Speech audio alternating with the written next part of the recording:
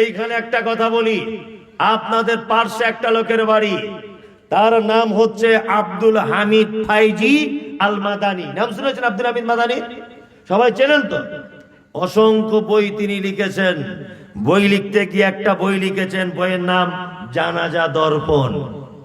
এই জানাজা দর্পণ নামক বইয়ে তিনি একটা কথা লিখেছেন, কার কার জানাজায় যাওয়া যাবে, কার কার জানাজায় যাওয়া যাবে না। এই কথা বলতে গিয়ে তিনি বলছেন, যারা নামাজ পড়ে না তাদের জানাজা পড়া যেতে পারে, তবে গ্রামের যারা মেন লোক তারা না পড়াই ভালো।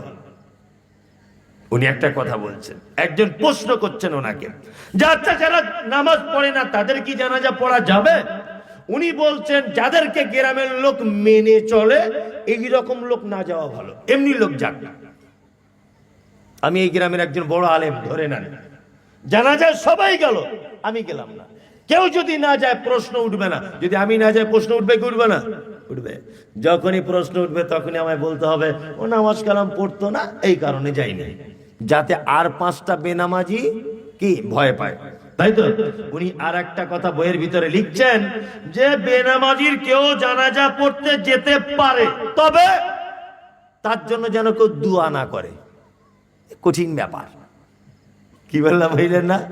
আমরা দোয়া করি না, আল্লাহুম্মা গফির লিহাইয়িনা ওয়া মাইয়িতিনা ওয়া শাহিদিনা ওয়া গায়িবিনা ওয়া সাগীরিনা ওয়া কাবীরিনা ওয়া যাকারিনা ওয়া উনসানা আল্লাহুম্মা মান আহইয়াতাহু মিন্না ফাহিয়া আলাল ইসলাম। দোয়া করি না? করি কি করি না? করি।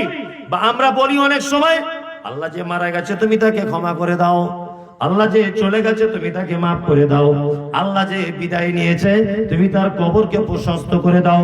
দোয়া করি কি করি না? উনি বলছেন জানাজা কেউ পড়লে পড়বে, তবে তার জন্য যেন কেউ দোয়া না করে। কারণ আল্লাহ সুবহানাহু ওয়া তাআলা খুব কঠিন করে বলছেন, মা সালাকাকুম ফি সাকার ক্বালু লাম নাকু মিনাল মুসাল্লিন।